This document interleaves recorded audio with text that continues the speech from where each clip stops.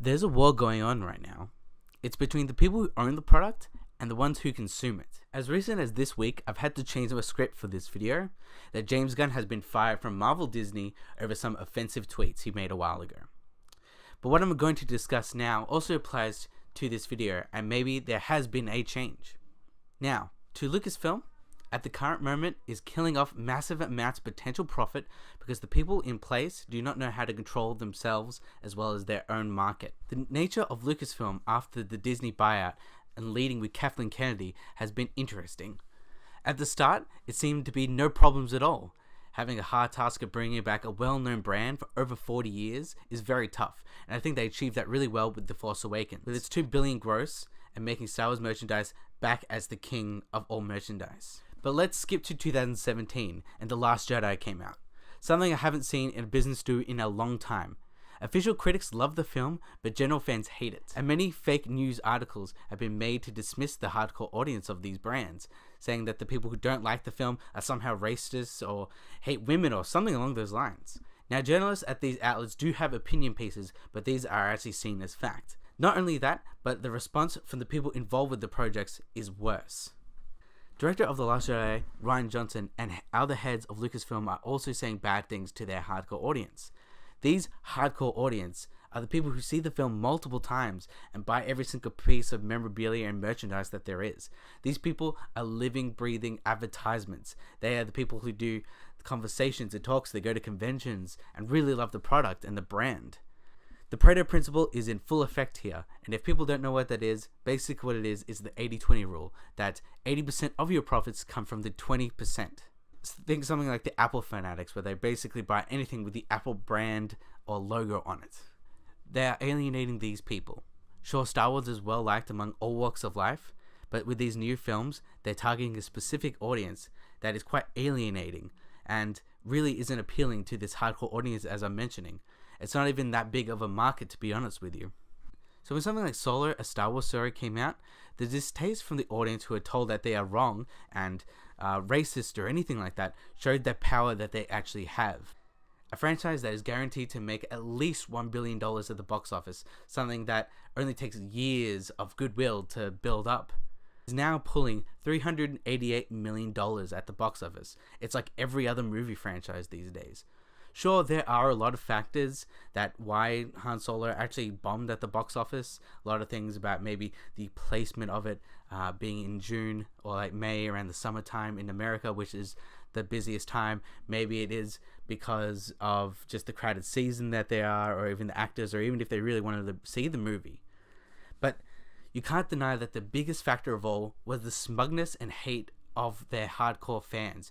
Even a big business like Microsoft learnt this lesson with the online only and no training games version of the Xbox One, and it hurt them too much because they were too confident in their product and they thought everyone was going to love it.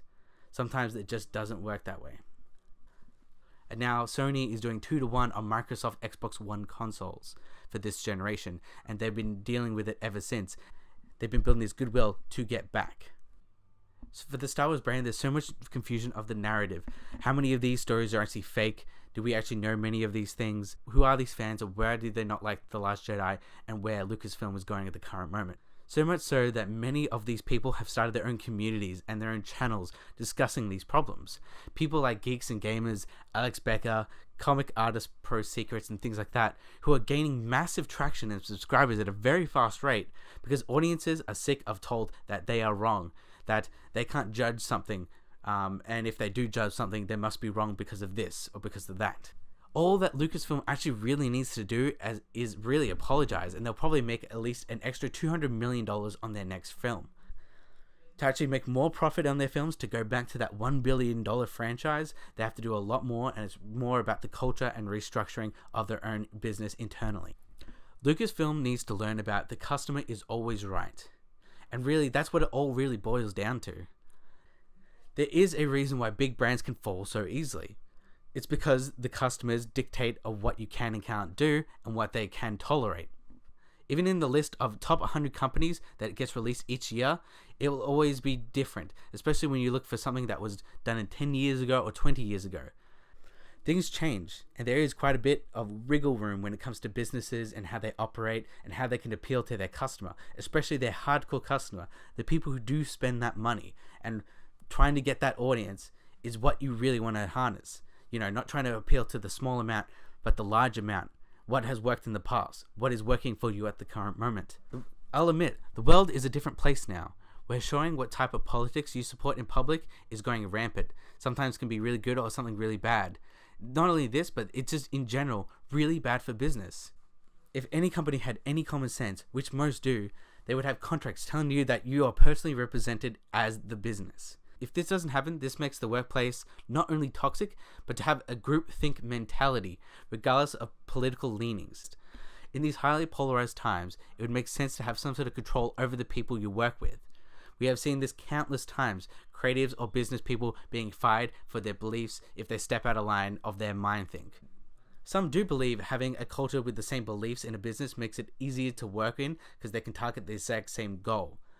The problem with this is the blinders are on, and someone like your manager or anyone else you work with maybe doesn't see the amazing way you can do this, or ways to appeal to this market, or different ways to approach a problem.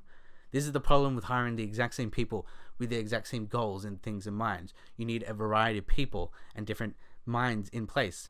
This is what's happening at Lucasfilm and many businesses at the current moment. Since everyone's thinking the exact same way, they think that the majority of their audience thinks the exact same way as they do. They are making decisions that are harmful to their own brand.